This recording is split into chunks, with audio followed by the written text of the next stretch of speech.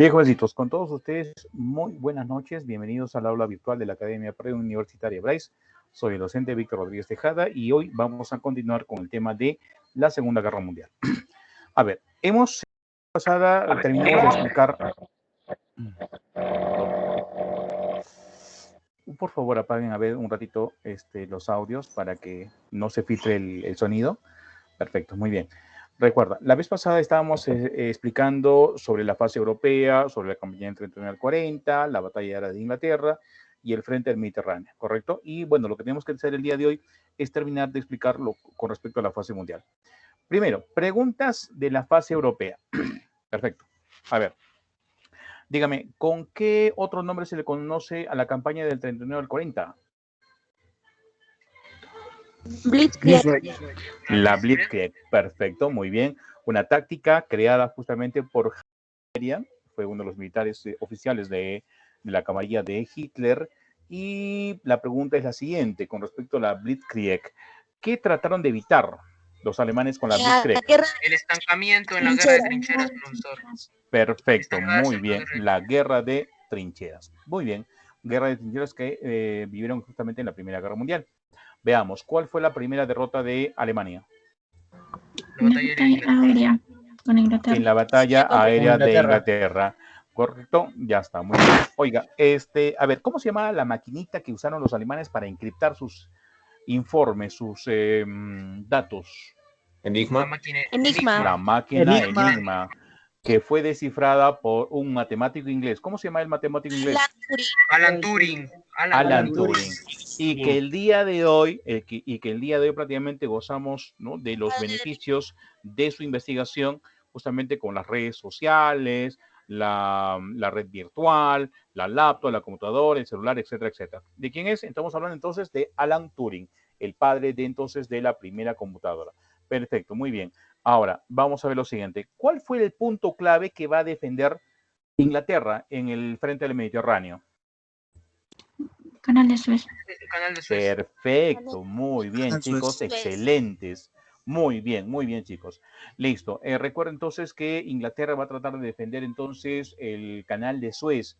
El asunto era tratar de, digamos, proteger, ¿no?, el Mar Rojo, Inglaterra, el canal de Suez, el mar Mediterráneo. ¿Qué es lo que quería evitar Inglaterra? Recuerda un gran problemón que tuvo en la Primera Guerra Mundial. La falta de abastecimiento. Sí, ya, pero recuerda, ¿qué provocó la falta de abastecimiento? Crisis, profesor, crisis a todos los niveles. Ya, pero escúchame, ¿qué causó la falta de abastecimiento? Los submarinos alemanes. Ya, muy bien. Alemania, entonces, recuerda, en esta ocasión había preparado 1000 submarinos que va a utilizar prácticamente en toda la guerra, e Inglaterra quería evitar justamente la guerra submarina. Entonces, por eso va a tratar de proteger esto. Bien, correcto. A ver, vamos a ver, otra cosita más. Italia. Recuerda, en abril del 39, ¿qué había conquistado Italia? Albania. Perfecto, muy bien. ¿Alguien me puede decir, en qué península estaba Albania? En la Balcánica. Península Balcánica. Muy bien, perfecto. Bien, península balcánica, correcto. Pero en el 40, Italia quiere igualar las conquistas que está haciendo Adolf Hitler con la Wehrmacht alemana. Entonces, en ese año 40, estamos hablando del año 40, Italia, bien, ataca a otro país de la península balcánica. ¿Qué país es? Grecia. Perfecto. ¿Cuál fue el resultado? Derrota italiana. Derrota italiana. Perfecto. Derrota italiana entonces. Y es más, Grecia logra recuperar la conquista que había hecho anteriormente Italia. ¿De qué estamos hablando? De Albania. Perfecto. Muy bien. Ya está. Ahora, veamos. Ante la derrota italiana, dice, Alemania ya estaba preparando, bien, su plan para poder atacar a la Unión Soviética. Perfecto. Pero, ojo, ¿qué retrasó ese plan de atacar a la Unión Soviética? Atacar la península balcánica. Y cuando ataca la península balcánica, tiene que derrotar a dos países. ¿Qué países? Grecia y Yugoslavia. Yugoslavia y Grecia. Correcto, muy bien. Excelente, perfecto. Dime ahora, ¿qué nuevos aliados tuvo Alemania cuando invade la península balcánica? Rumania, Bulgaria, Alemania y Bulgaria. Bulgaria y Rumania. Hungría, Rumanía y Bulgaria. Perfecto, muy bien. Entonces, oiga, pero ha quedado un pequeño detalle que le va a costar prácticamente la guerra a Alemania. Bien, el ataque a la península balcánica, ¿qué ha retrasado? el ataque de La invasión El de ataque a la Unión Soviética. La invasión, entonces, ¿la invasión a dónde? A la Unión Soviética. Ha retrasado el ataque a la Unión Soviética. Perfecto, muy bien. Vamos a hacer lo siguiente, entonces, jovencitos. A ver, vamos a hacer otro mapita por acá, un ratito. Ya está, muy bien. Veamos, nos vamos a ubicar ahora en la fase mundial. Recuerda, año 41. Año 41. La guerra se vuelve mundial con el ingreso de dos países. ¿Qué países son? Estados Unidos. y Japón. Estados Unidos y la Unión Soviética. ¿Sí? Recuerda, la guerra se vuelve mundial con el ingreso de Estados Unidos y la Unión Soviética. Veamos, Alemania, que ya ha conquistado prácticamente toda la península balcánica para tratar de apoyar a Italia y tratar de atacar al menos Egipto. Recuerden, lo que quería obtener ahí era pues el canal de Suez. Veamos, ¿cómo se llama el plan alemán para atacar a la Unión Soviética? Barbarroja. Plan Barbarroja, ¿correcto? Plan Barbarroja. Alemania, bien, o Hitler entonces ha ordenado preparar este plan para atacar a la Unión Soviética, en donde contempla la formación de un ejército de 3.500.000 soldados. Y ojo, no todos son alemanes. Bien, están, por ejemplo, los aliados de Alemania. ¿Quiénes son los aliados de Alemania? O sea, hay soldados italianos, búlgaros, rumanos, húngaros. Incluso hay una división de soldados españoles, conocida como la División Azul. A eso le tenemos que agregar, bien, la presencia de aproximadamente unos 3.500 tanques y 3.500 aviones. Con todo eso, entonces, ataca a la Unión Soviética. La pregunta es, cuando Alemania invade la Unión Soviética en julio del 41, ¿qué tratado está violando? De no agresión. Molotov, de no agresión o pacto germano-soviético. Perfecto, muy bien. Ahora, en este plan, Alemania contemplaba atacar 3 puntos, uno en el norte, otro en el centro y otro en el sur. Norte, centro y sur. Dime, ¿qué ciudades quiere atacar Alemania? Moscú y Leningrado, Moscú y Stalingrado. Stalingrado al norte. Vamos a ver, vamos, no te preocupes, paciencia. Por acá vamos a poner lo siguiente. Ya, acá tenemos Leningrado, está al norte, ¿correcto? Moscú es al centro.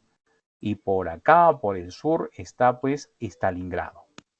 Bien, listo. Ahora, resulta que los moscovitas dicen que van a tratar de detener el avance, sobre todo de los tanques alemanes. Bien, y lo lograron hacer a 40 kilómetros de la ciudad de Moscú. ¿Cómo lo hicieron? Cavaron semejantes pozos de 5 metros de profundidad para evitar pues que avancen los tanques alemanes. Pero en el trayecto de invadir la Unión Soviética, bien, los ejércitos soviéticos están retrocediendo, pero están destruyendo todo a su paso.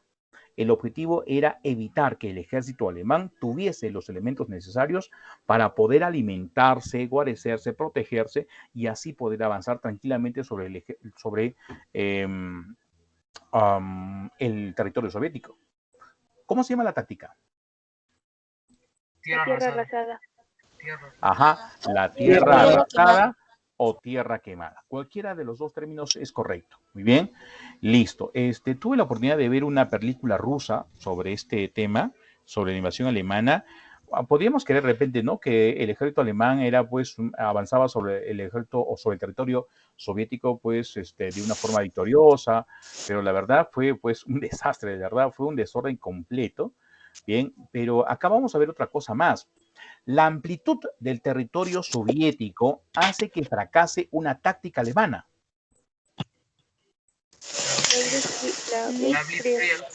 Así es. La Blitzkrieg. la guerra fulminante, la guerra rápida, que le permitió a Alemania prácticamente dominar buena parte de Europa occidental, llámese Francia, Bélgica, Holanda, Luxemburgo, ¿correcto? Listo, fracasa en la Unión Soviética. ¿Qué hizo fracasar? ¿Qué hizo fracasar al ataque alemán, a la Blitzkrieg alemana? La amplitud de torsión. La Unión Soviética es un país enorme. Bien, cuando los alemanes atacaron, por ejemplo, o iniciaron el ataque sobre Polonia, que era pues un país pequeñito, bien, prácticamente las líneas defensivas pues eran enclenques. Entonces, el ataque alemán funcionó, pero en la Unión Soviética el territorio ruso era enorme. Entonces, si simplemente rompían las líneas defensivas, los alemanes, simplemente los rusos, ¿qué hacían? Retrocedían. Pero al momento de retroceder, ¿qué hacían? Destruían todo a su paso, que conocemos como la Tierra Arrasada. Llegaron a 40 kilómetros de la ciudad de Moscú. Muy bien, ¿qué los detuvo? El invierno. El crudo El invierno. verdadero invierno. El invierno, ¿de qué año? ¿De qué año? 41. Correcto, del año 41. Perfecto, del año De 41. 41. Primero, a ver, escúchame. A ver, la Unión, bueno, podemos decir la esencia del pueblo ruso no estaba, a ver, Michael, tu micro, por favor. Michael, tu micro está prendido. Michael, por favor. A ver, vamos a hacer lo siguiente. ¿Dónde está Michael Quintasi Cueva? ¿Estás ahí o no estás ahí? Ya, perfecto, Michael. Ya está. Bueno, les iba diciendo entonces lo siguiente. Ya estábamos hablando sobre el fracaso de la famosa Blitzkrieg por la amplitud del territorio soviético y además cuando trata de llegar a Moscú, ¿qué lo impide? ¿Qué le impide llegar y concretar prácticamente el objetivo? El invierno del 41. Ese invierno fue, dice, tan cruel, tan frío, bien, bueno, la temperatura bajó de tal manera que prácticamente la gasolina se congeló. Entonces, del 100% de la operatividad de la maquinaria de guerra alemana, la famosa Wehrmacht, ¿listo? Entonces se reduce prácticamente a 30%. Ahora, cuando el ejército está prácticamente estancado en ese ataque, los rusos aplican otra táctica. ¿Cómo se llama? La guerra de guerrillas. Guerrillas. Muy bien, Dios Sí, mío. las guerrillas. Caramba, la guerra de guerrillas. Guerra de guerrillas. Perfecto, muy bien. Entonces, prácticamente ahí se paraliza entonces prácticamente el ataque alemán. A ver, vamos a recordar lo siguiente. Primera situación que vamos a considerar, ¿sí? Para entender que Alemania prácticamente ha detenido su ataque. Uno es el retraso. El retraso que le provocó prácticamente el poder atacar la península balcánica. Número uno. Número dos, el fracaso de la Blitzkrieg por la amplitud del territorio soviético. Bien, aparte, la tierra arrasada. Y número 4, prácticamente vamos a ver el ataque de guerrilla que estaba haciendo la Unión Soviética. En esos ataques de guerrilla lo que hacían simplemente eran ataques por sorpresa y simplemente se bajaban, o como quien dice, ¿no? Mataban a los principales oficiales, ¿bien? De mando medio o de repente de mando superior para justamente evitar que los soldados pudiesen organizarse. Perfecto. Ahí se queda entonces el ataque alemán. ¿Ya? Veamos. Ahora, en el caso, por ejemplo, de estamos hablando del frente soviético. El frente soviético. Vamos a hablar del frente del Pacífico. Frente del Pacífico. 7 de diciembre del 41. Ese día, bien, nunca se va a olvidar en la historia de Norteamérica. ¿Qué pasó? Atacan Pearl Harbor. El ataque a Pearl Harbor. En las Islas Muy Hawái. bien. El ataque japonés, jovencitos, ¿listo? ¿A dónde? A Pearl Harbor. ¿Dónde está Pearl Harbor? En las Islas Hawái. En las Islas Hawái. En las Islas Hawái, ¿correcto? Bien, para ser más exactos, en una isla. ¿Cómo se llama la isla? Donde estaba prácticamente apoderado toda la flota de Estados Unidos. Wow. La isla Oahu, correcto, la isla Oahu. Perfecto, muy bien. Entonces, la flota imperial japonesa mandó prácticamente aproximadamente 400 aviones ceros, que era digamos, uno de los modelos que utilizaban los japoneses, y atacaron entonces la base naval de Pearl Harbor, malogrando la flota naval del Pacífico de Estados Unidos. El día 7. El día 8 de diciembre, el presidente de Estados Unidos le declaraba la guerra. ¿Qué presidente le declara la guerra a Japón? Roosevelt. El presidente Roosevelt. Franklin Delano Roosevelt. Perfecto, muy bien. Luego, después de después de que los japoneses malogren a la flota norteamericana del Pacífico, van a malograr a otra flota. ¿A qué flota malogran? Inglesa. Correcto, a la flota inglesa.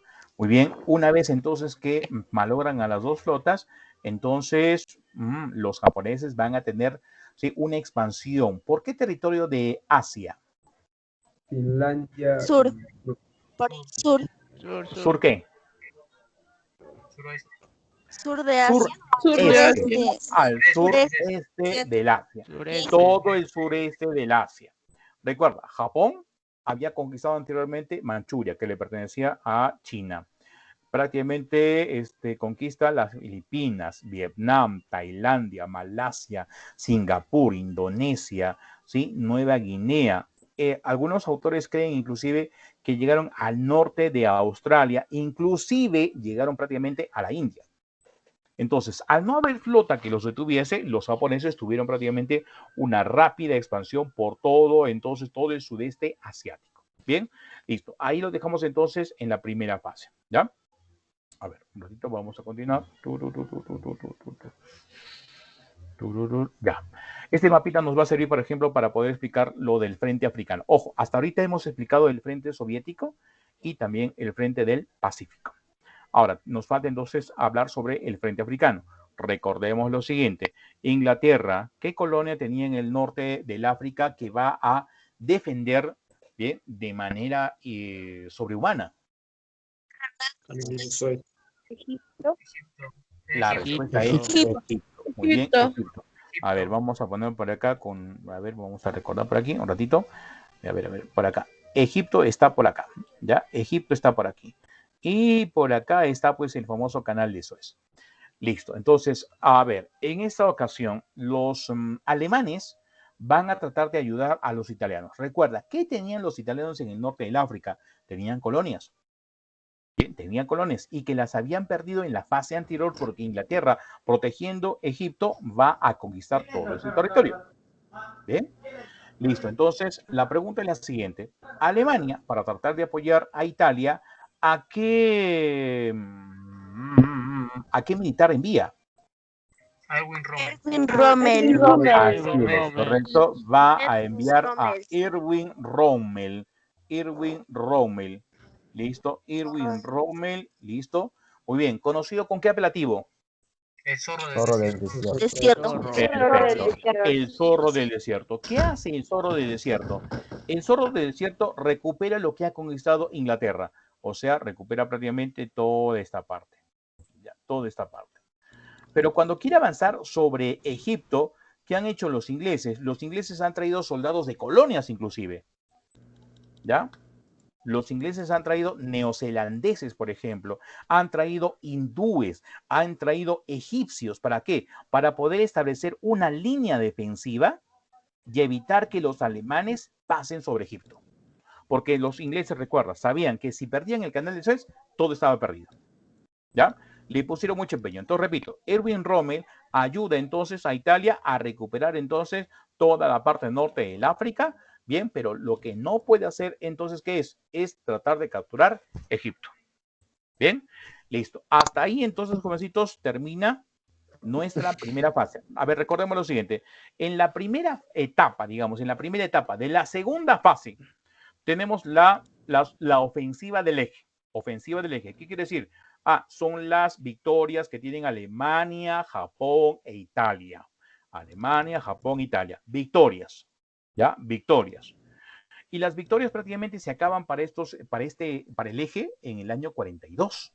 Bien, 42. Ojo, Ahora, mira, terminamos entonces el frente del africano, frente africano. Vamos ahora a hablar entonces el frente soviético. Bien, ya estamos hablando ahora de la contraofensiva aliada, repito, del 42, de mediados del 42 hacia adelante prácticamente se da la contraofensiva aliada. ¿Qué entendíamos por contraofensiva aliada? Las victorias que tienen entonces, ¿quién? De los aliados. Ah, perfecto, victorias de quién Aliados. entonces. ¿Quiénes eran los aliados en ese momento? Estados Unidos, Francia. Estados Unidos, Francia, la U. A ver, escúchame, Unión Francia. Inglaterra. A ver. Por ahí escuché Francia. Francia estaba derrotada. Ah, me voy. Por eso no. Francia estaba invadida todavía. Entonces, solamente son tres, ¿ah? Solamente son tres los aliados. ¿Quiénes son? Inglaterra, Estados Unidos y la URSS. La URSS. La Unión Soviética, ¿y quién la acompaña? Estados Unidos. Estados Unidos, correcto, ya está, muy bien. Listo, entonces la contraofensiva aliada son, recuerda, las victorias que tienen los aliados. Perfecto, ya sabes quiénes son los aliados. Listo, ahora, termina el invierno del 41 y vamos a usar este mismo mapa para poder entender lo que va a tratar de hacer Alemania, ¿ya?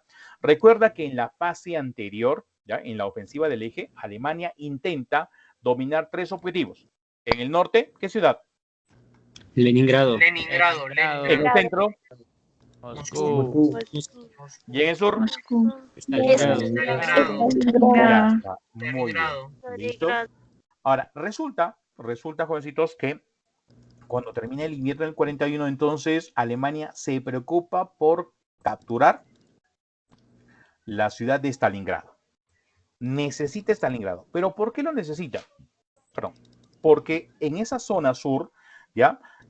Stalingrado manejaba prácticamente la distribución del petróleo a toda Rusia. Era el punto neurálgico. Entonces, lo que hacen los alemanes es, termina el invierno del 41, listo, se van a concentrar entonces en atacar entonces la ciudad de Stalingrado. Pero acá hay un pequeño también detalle. ¿Qué resulta? Stalin, creo que ya te comenté anteriormente, Stalin ya sabía que Alemania le iba a atacar. Y ni corta ni perezosa, ¿qué hace Stalin? Ordena entonces fabricar armamento. Termina el invierno del 41 y entonces la Unión Soviética le envía a Alemania 3 nuevos ejércitos, completitos, con armamento, con aviones, con artillería, etcétera. Bien, Hitler creía que la Unión Soviética ya estaba prácticamente vencida. Bien, y uno de esos días, pues su espionaje, la Gestapo, por ejemplo, era su organismo de espionaje, le informó pues que Stalin estaba mandando pues a construir armamento, donde había creado prácticamente una ciudad de 1 millón de obreros, para solamente dedicarse a fabricar ¿qué cosa? Armamento. Le saca entonces, recuerda, 3 ejércitos con todo completito. Bien, y entonces aquí se va a dar una de las batallas más crueles de la historia de la Segunda Guerra Mundial. La batalla de Stalingrado. Repito, una de las batallas más crueles de la Segunda Guerra Mundial. Muy bien, listo. Ahora, ¿pero quién dirige el ejército soviético? ¿Quién lo hace? Georgi Zhukov. Así es, Georgi Zhukov. ¿Correcto? Listo. Ahora, a pesar de las condiciones en las cuales se combate en Stalingrado, los soviéticos logran derrotar a los alemanes en Stalingrado. Primera derrota. Y luego van a derrotar a los soviéticos en otra batalla, considerada prácticamente en una de las batallas más grandes de tanques de la historia de la humanidad. Entonces, ¿cómo se llama esa segunda batalla? Kursk. Así es, se llama la batalla de Kursk. Los soviéticos, repito, listo, sienten la confianza necesaria y lo que hacen es prácticamente hacer rendir al ejército alemán. ¿Cómo se llama el mariscal alemán que se rinde en la Unión Soviética? Se llama von Paulus. Recuerda, ¿cómo se llama? Von Paulus. Recuerda, ¿cómo se llama? Von Paulus. Listo, muy bien. Ahora, los soviéticos, con esa confianza que tienen por haber derrotado al ejército alemán, ¿qué hacen? Van a recuperar su territorio. Y no solamente van a recuperar su territorio, sino que van a conquistar el territorio que habían conquistado anteriormente los alemanes. Simplemente recuperan territorio. recuperan la península balcánica, Polonia, Hungría, Checoslovaquia, listo, y poco a poco entonces los alemanes se van a ir quedando sin territorio de expansión. ¿Ya? Hasta ahí entonces el frente soviético. Frente soviético. Lo cerramos ya prácticamente el frente soviético. Vamos ahora con el frente africano. Bien, el mismo mapa nos va a servir para poder explicar el frente africano. Veamos. Erwin Rommel, jovencitos, Erwin Rommel ha logrado, recuerda, capturar prácticamente todo el norte del África, menos ¿qué territorio? El canal de Suez. Egipto. Egipto. Egipto, ya está, muy bien. Ahora, claro, perfecto. Ahora, en Egipto, en todo caso, los británicos envían a un nuevo comandante que va a enfrentar al zorro del desierto y lo va a derrotar. ¿Cómo se llama ese comandante? Montgomery. Montgomery. Bernard, en castellano Bernardo, ya, su nombre en castellano es Bernardo Love Montgomery, más conocido como Monty. Y entonces, lo que hace entonces Inglaterra, bien, es derrotar a Montgomery, derrotar al zorro del desierto. ¿En qué batalla? El Alamein. El Alamein. Así es. El Alamein. El Alamein, ¿correcto? Repito, batalla de El Alamein. Y recuerda, esto fue pregunta de examen de admisión. ¿A partir de qué batallas se da la derrota de las fuerzas nazi-fascistas? Nazi, Alemania, fascistas, italianas. Stalingrado Los y dos el Alamein. ejércitos. El Alamein y Correcto. Stalingrado. Recuerda, los ejércitos italianos y alemanes actuaban en conjunto. ¿Dónde? En el frente soviético, ¿correcto? Recuerda que fueron derrotados en Stalingrado y además fueron derrotados en la batalla de El Alamein. Ahora, en el caso de Alemania, en el norte del África, bueno, el zorro del desierto fue herido en uno de esos encuentros y fue enviado a Alemania. ¿Qué pasó con el famoso Erwin Rommel? Hubo un atentado contra Adolf Hitler. ¿Bien? Pusieron una bomba. Bueno, y las investigaciones instaron a que uno de los participantes o uno de los, digamos, planificadores de este intento de asesinato a Adolf Hitler fue justamente el zorro del desierto, Erwin Rommel. Y a Erwin Rommel, cuando lo fueron a confrontar, le ofrecieron ¿cómo te podría decir? Una salida bien práctica. O se sometía al juicio y prácticamente a la vergüenza de su familia, porque el tipo era muy bien posicionado en su familia, una de las familias más importantes de Alemania, ¿listo? O simplemente tomaba una decisión. ¿Cuál es la decisión? Le pusieron una pistola y una bala en su mesa. ¿Qué crees que hizo Erwin Rommel? ¿Se disparó? Así es, se suicidó. Perfecto, muy bien. Ahora, los ingleses, repito, han derrotado a los alemanes y a los italianos. Y los alemanes y los italianos están tratando de escapar. Pero los ingleses no se la van a perdonar. Entonces, como saben que los alemanes y los italianos están escapando, ¿qué hacen entonces los británicos? Los británicos también van a perseguirlos. Los van a perseguir. Ahora, los británicos van a tener el apoyo ¿de quién? De Estados Unidos. ¿Qué hizo Estados Unidos? Hizo una operación de desembarco, ¿ya? Estados Unidos desembarca ¿dónde? En Marruecos. ¿Listo? ¿Quién lo hace? El general encargado del desembarco norteamericano se llama Dwight Dwight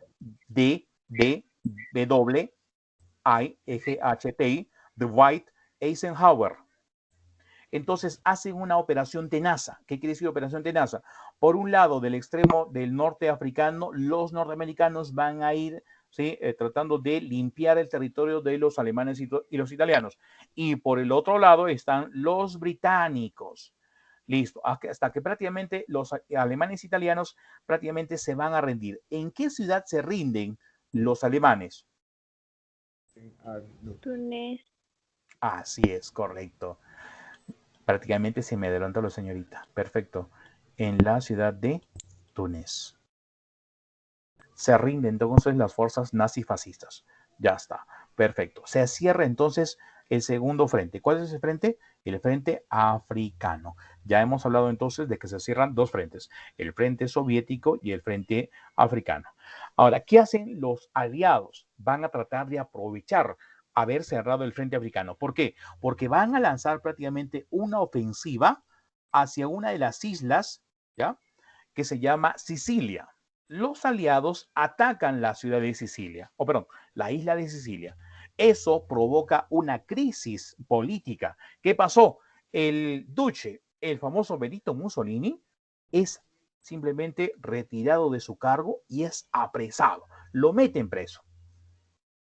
Ahora, era necesario poner a un nuevo primer ministro. ¿Quién reemplaza a Benito Mussolini? Su nombre, así es, se llama Pietro Badoglio. ¿Ya? Pietro Badoglio. Listo. ¿Qué pasó con Benito Mussolini? Recuerda, lo metieron a la cárcel y resulta que una operación de comando alemán lo libera, ¿listo? Y Benito Mussolini se va al norte de Italia e intenta mantener el control del territorio, pero fracasa. Lo que intenta hacer es una nueva organización, le llamamos la República de Saló. Recuerda, República de Saló. Pero esa República de Saló simplemente fue un fracaso. Y simplemente Benito Mussolini quiso escapar. ¿Hacia dónde quiso escapar Benito Mussolini? Suiza. Perfecto, muy bien. Quiso escapar hasta Suiza. Pero justamente en uno de esos controles estaba prácticamente metido en uno de esos carritos, ¿no? Listo, con su esposa, bueno, con su novia, bien, Clara Petacci, y habían otros dirigentes también del partido fascista. Muy bien, fueron reconocidos por los partisanos partisanos italianos. Muy bien, y lo reconocen, lo bajan y lo terminan fusilando en abril del 45. Abril del 45. Acuérdate ese mes, por favor. ¿Por qué te tienes que acordar ese mes? Porque en ese mes de abril del 45, aparte de fusilar a Benito Mussolini, recuerda que se suicida, ¿ya?, Adolf Hitler. Y en ese mismo mes, ¿sí?, el Führer, ya es bien. Y aparte también muere por un accidente cerebrovascular el presidente de los Estados Unidos, bien, Franklin Delano Roosevelt. ¿Listo? 3 personajes, recuerda, que van a morir entonces en abril del 45. Bien, recuerda, está el presidente de Estados Unidos, Franklin Delano Roosevelt, ¿listo? Y aparte está el duce italiano, Benito Mussolini, y también está el Führer alemán, entonces Adolf Hitler. ¿Ya? Recuerda, abril del 45. Ya está. Ahora, mientras esto ocurría, Pietro Badoglio, ¿qué es lo que hace? Va a firmar con los aliados el armisticio de Siracusa. Recuerda, armisticio de Siracusa. Y con ese armisticio de Siracusa, Italia, ¿qué hace? Se cambia de bando. La misma actitud en la Primera y en la Segunda Guerra Mundial. Italia se cambió de bando dejando de lado a Alemania. Bien, entonces, Italia prácticamente es prácticamente parte de los aliados. ¿Listo? Muy bien. Ahora, Alemania empieza a sufrir las consecuencias de la extensión de la guerra. Recuerda que en el frente soviético le han fulminado, han acabado con los mejores ejércitos que tenía. Listo, y ha perdido prácticamente ya un aliado. Ya. Vamos a hablar ahora del día D. El día D. Vamos a ver lo siguiente. ¿Qué pasó?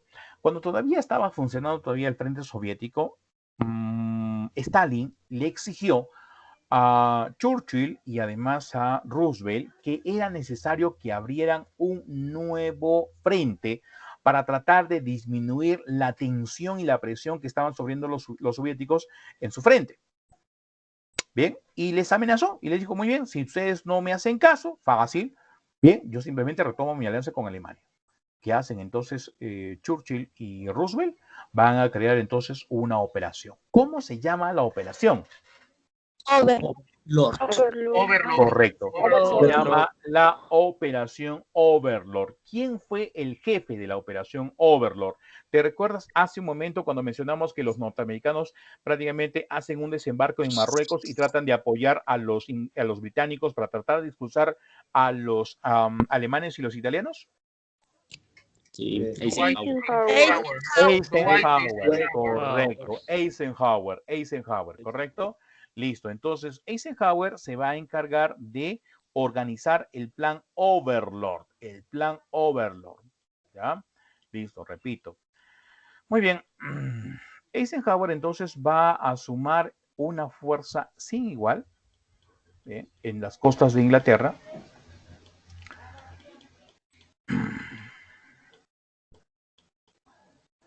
Muy bien. Ahora, el plan Overlord, ¿cuándo se va a llevar a cabo? Se va a llevar a cabo el 6 de junio del 44. 6 de junio del 44. ¿Ya? Muy bien. Ese día, ¿cómo es conocido?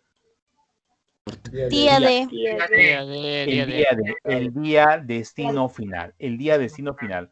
Ahora, ¿cuál es el objetivo del plan Overlord? Poder liberar a Francia. Poder liberar a Francia.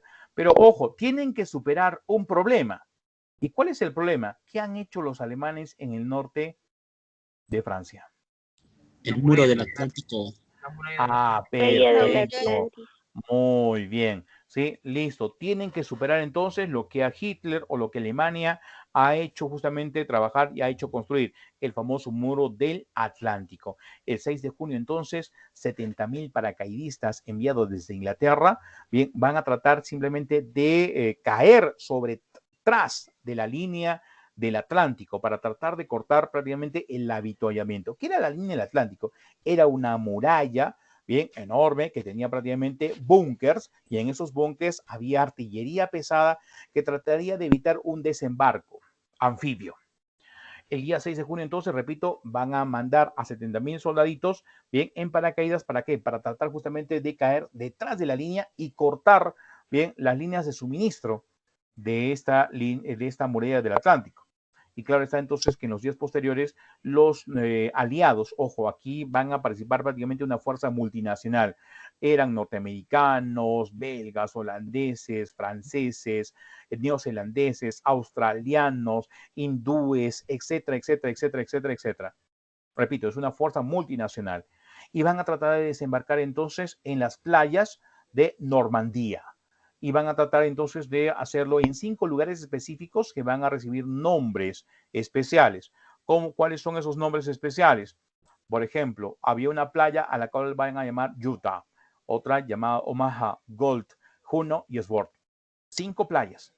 Ya, 5 playas. La lucha fue durísima. ¿Sí? Los alemanes van a defenderse, pues, ¿no? Con lo más que pueden, pero al final esa línea fue superada y prácticamente para el mes de agosto Francia ya estaba liberada. Francia estaba liberada. Ahora, ¿qué es lo que van a hacer entonces después de liberar a Francia? Van a liberar Bélgica y en Bélgica tienen una derrota los aliados. ¿Cómo se llama la derrota en Bélgica? Los alemanes, repito, derrotaron a los aliados en Bélgica. Se recuerda la batalla, las Ardenas. Recuerda, ¿cómo se llama? Las Ardenas. Pero al final los aliados logran superar a los alemanes y Bélgica es simplemente liberada. Entonces prácticamente ya tienen rodeada a Alemania. Y la determinación de los aliados es destruir cada ciudad alemana a través de bombardeos. Entonces los aliados enviaron pues aviones y bombardearon las principales ciudades de Alemania. Bien, abril del 45, a ver, vamos a ver por acá. Abril del 45, jovencitos. Listo. ¿Quiénes son los primeros que van a llegar a la ciudad de Berlín? Fueron los soviéticos, ¿correcto? Y en la misma capital de Alemania se va a dar la batalla de Berlín. Escúchame, se va a dar la batalla de Berlín. Los soviéticos logran superar entonces las defensas alemanas. Cuando prácticamente ya todo está perdido, Adolf Hitler toma la decisión simplemente de suicidarse. No solamente él, también lo hace su esposa Eva Braun. Muy bien, y había dado entonces indicaciones, ¿no? Que cuando oyeran prácticamente el disparo, simplemente sacarían los cadáveres, echarían gasolina y le prenderían fuego. ¿Por qué tomó esa decisión Hitler? Por lo que le había pasado días anteriores. Recuerda que Hitler se suicida a finales del mes de abril del 45. Y ese mes de abril del 45 resulta entonces que había fusilado, recuerda, a Benito Mussolini. Bien, Ahora, a Benito Mussolini lo bajan, lo dejaron colgando, mejor dicho, unos cuantos días, ¿ya? En uno de esos pueblitos, ¿listo? O sea, patas arriba, ¿bien? A su esposa también lo mismo, y a sus colaboradores igual. Y cuando los bajan, se los llevan a otro pueblo. Y el cadáver terminó pisoteado por la población italiana. Entonces Hitler quería evitar que hicieran lo mismo con él. Entonces, simplemente se suicida, se tira un disparo prácticamente en la cabeza, ¿ya? Su esposa también hace lo mismo, uno de sus ayudantes se suicida tomando cianuro, él, su esposa y sus hijos, muy bien, y entonces, bueno, lo queman. Cuando llegan prácticamente los soviéticos al búnker donde estaba Hitler, simplemente encuentran un cadáver chamuscado, ¿no? Y posteriormente, pues, llegan los aliados, llámese los norteamericanos, y el cadáver estaba hecho prácticamente ceniza, pero no se pudo comprobar realmente, pues, si era él.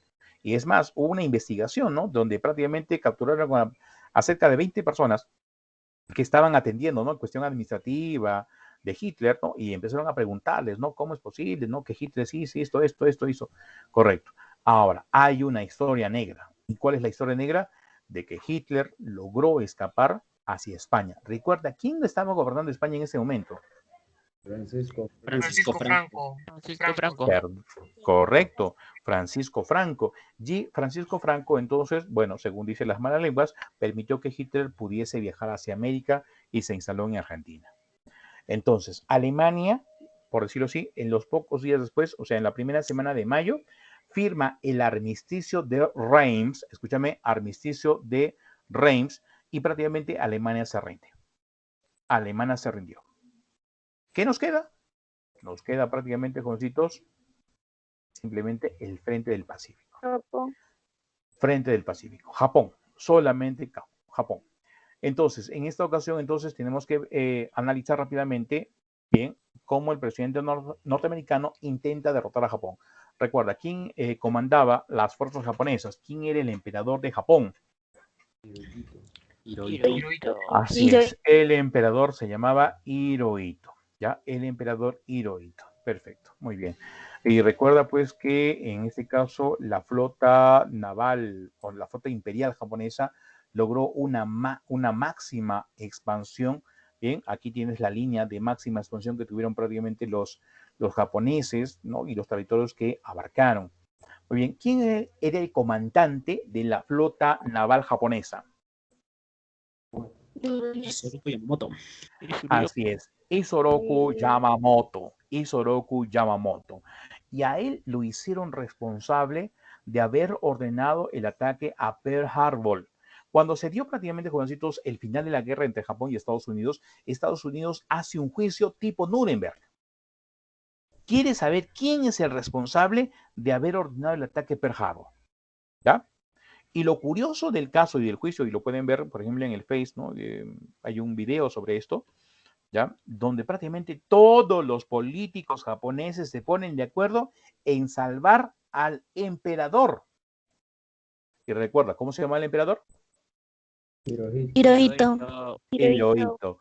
Lo salvan, lo limpian, ¿no? Y hubieron documentos donde el tipo, o sea, donde el emperador mismo sabe del plan, es más, da su consentimiento, pero los norteamericanos lo salvan. ¿Y a quién le echan la culpa? A Isoroku Yamamoto. ¿Bien? ¿Y qué pasó con él? Bueno, él va a ser ejecutado por los norteamericanos. Veamos. Ahora, el jefe de la Armada norteamericana era pues Douglas MacArthur, y Douglas MacArthur va a iniciar pues la conquista del territorio que habían anteriormente conquistado los japoneses, y a esa táctica le va a llamar la táctica de la rana. Táctica de la rana. ¿Por qué la táctica de la rana? Si tú te fijas bien en el mapa que te estoy mostrando, prácticamente el territorio o entonces el mapa de operaciones son prácticamente islas. Entonces, los norteamericanos, para tratar de derrotar a los japoneses, tienen que ir de isla en isla, de isla en isla. Recuerda, ¿cómo se llama la táctica? El salto de la rana. El salto de la rana. Ahora, ¿cuál fue la primera victoria de los norteamericanos? O en todo caso, ¿cuál fue el primer ataque? No vamos a decir el primer La primera victoria de los norteamericanos. La primera, Mar del el Coral. primer ataque. No. ¿Te acuerdas de Midway. esa parte? A ver, ¿te acuerdas de la segunda? A ver, Midway. vamos por partes, no te preocupes, ¿no? ¿Caracolí? Paciencia, tranquilo. Shh, take it easy. Take it easy. Ya, muy bien. Dime, ¿has visto esta película llamada Pearl Harbor? No, bro. No. Sí, sí. Pero la Profe, voy a Joven Affleck. Ya, ya, muy bien. Pero- Escucha, tranquilo. Ahora, mira, después del ¿cómo se llama? Del bombardeo que tuvieron las naves japonesas sobre Pearl Harbor, hay un intento de Estados Unidos de enviar pues un grupo de bombarderos, ¿bien? A prácticamente atacar la ciudad de Tokio. Sí. ¿Sí? Sí, sí. Ya. Sí. El primer ataque norteamericano se llamó el Raid de Tokio. Ah, sí, sí. Recuerda, se llamó el Raid de Tokio. ¿Listo? Después de eso, o sea, simplemente el ataque, ¿para qué sirvió? Para demostrar a los japoneses que prácticamente no estaban protegidos, pues, que en cualquier momento los podían atacar. Ahora sí, después de eso, ahora sí, podemos hablar entonces de la primera victoria norteamericana. ¿Y cuál es la primera victoria? Corán. El Corán. Coral. Ajá. Corán. El Mar del Coral, ¿correcto? La primera victoria norteamericana. Ahora, otra cosa más, jovencitos. La guerra entre Estados Unidos y Japón va a ser prácticamente ¿entre qué? Entre portaaviones. Entre portaaviones, porque prácticamente estás en pleno océano del Pacífico. ¿Bien? Y los norteamericanos entonces, ¿qué es lo que tienen que hacer? Prácticamente mandar a través de sus portaaviones a sus avioncitos y tratar prácticamente de hundir a las mejores naves japonesas. Los japoneses cerraron un poco en este detalle, en el sentido de que en este ataque o en este enfrentamiento contra los norteamericanos prefirieron utilizar acorazados y construyeron los acorazados pues más grandes del mundo.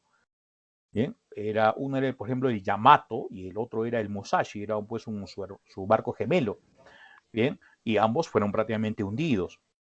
Pero prácticamente después, ¿qué va a ser? Va a ser prácticamente una guerra de portaaviones. Bien, ahora, me voy a de repente, considerando el tiempo que tenemos en este momento, nos quedan 2 minutos para terminar el seminario, vamos a hacer lo siguiente, nos vamos a ahorrar el detalle. ¿Cuál fue la batalla más grande, ¿sí? O el combate naval más grande del mundo hasta el día de hoy? Se llamó Midway.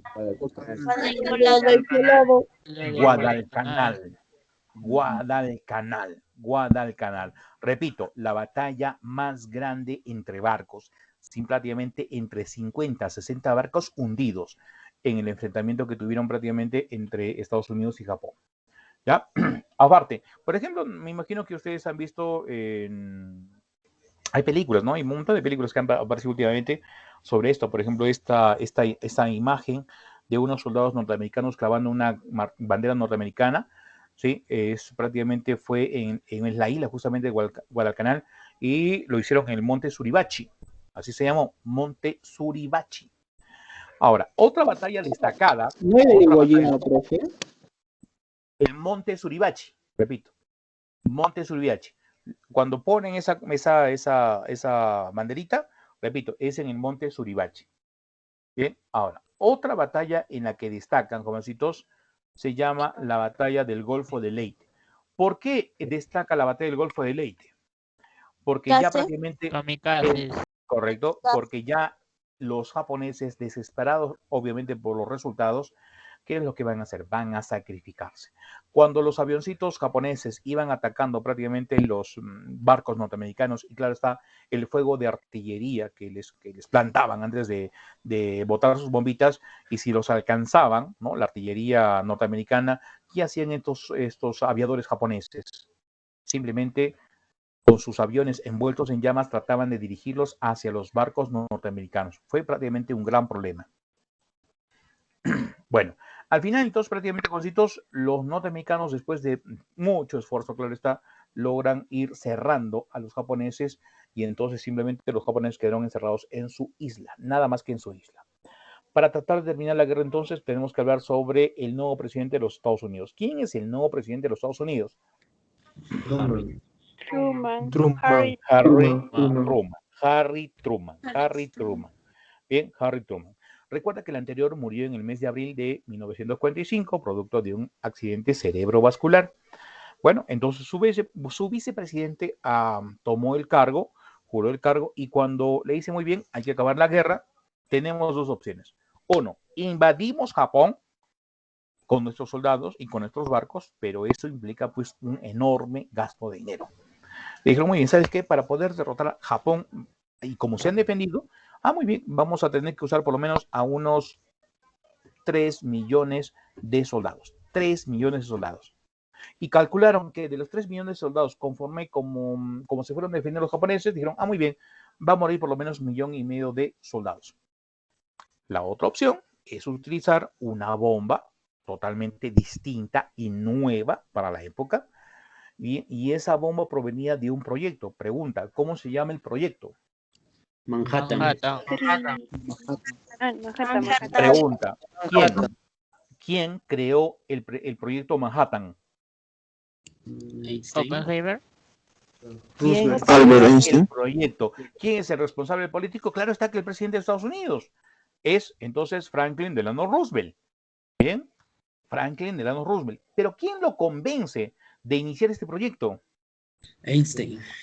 Claro, Albert Einstein le envía, le informa que muchos países están prácticamente en la investigación, ¿no?, del desarrollo de la energía atómica. Lo hace Japón, lo hace Alemania, lo hace la Unión Soviética. Y es más, le dice, ¿sabes qué? Con esto se puede crear nuevas bombas. Y claro está que el otro, pues, que es político, bueno, ha visto una oportunidad, listo. Entonces, inicia el proyecto Manhattan. ¿Quién estuvo a cargo del proyecto Manhattan? Oppenheimer. Así es. Oppenheimer. Robert Oppenheimer, recuerda, Julius Robert Oppenheimer.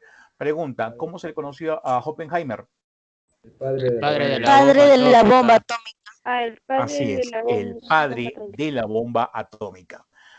Veamos, entonces, él dirige las investigaciones donde participan Estados Unidos, participa incluso Italia, participa, bueno, en el caso de Italia participa Enrico Fermi, participa, por ejemplo, los británicos, ya han invertido prácticamente 2.000 millones de dólares. Estados Unidos estaba prácticamente al borde del colapso económico.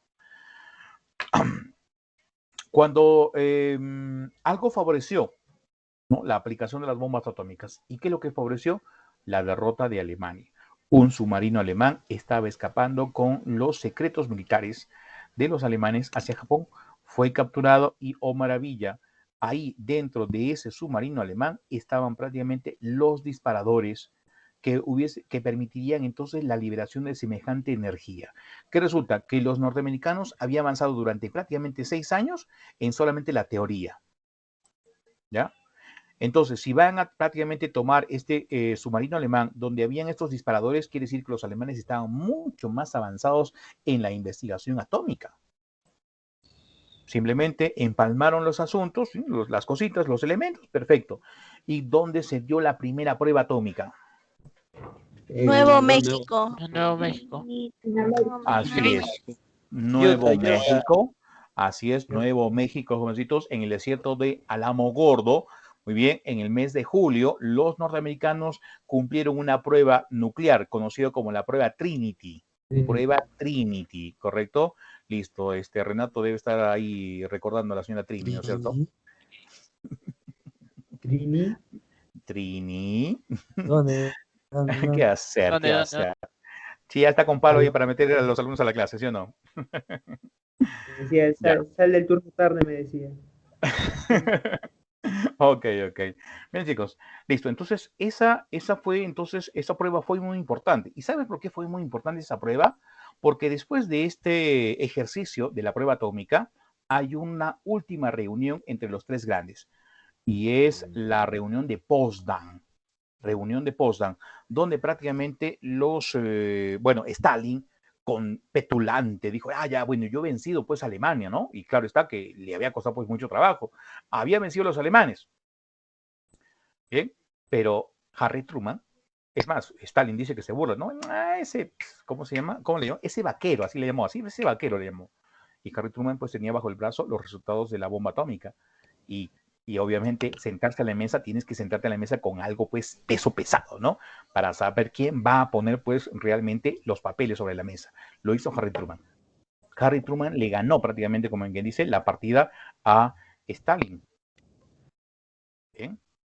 Listo. Entonces Harry Truman tuvo a bien entonces, bueno, dar la orden para el lanzamiento de las bombas atómicas que se cumplieron el 6 de agosto y el 9 de agosto, una en Hiroshima y otra en Nagasaki.